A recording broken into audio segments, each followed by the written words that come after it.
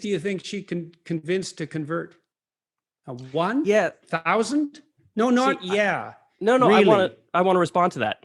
I Yeah. think that with the trans community, it's very similar to the gay community, where back when that first became a big issue, people thought, oh, if we talk about it, if it's in magazines or whatever, we're promoting kids to go down that path.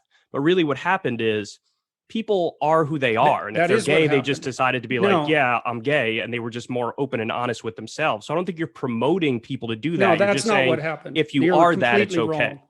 Okay. Well, You're utterly I'm wrong. listening. There's I'm nothing listening. about that that's right. So explain. Well, there's been an absolute look. One of the reasons that I opposed Bill C-16 in Canada to begin with, this pronoun compelled speech bill, was because I knew perfectly well what was going to happen when we introduced confusion about gender identity into the public sphere.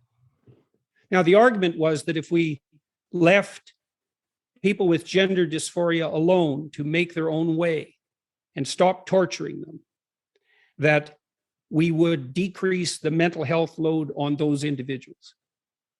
And my analysis as a clinician was that for every one person of that sort that we hypothetically saved, we doom 1,000 more as a consequence of confusion and social contagion. I knew the literature on psychogenic epidemics. They used to call that mass hysteria, and it's a literature that goes back about 300 years. And often when you introduce social confusion, you can produce a psychogenic epidemic, especially generally it's adolescent females who are most susceptible to it.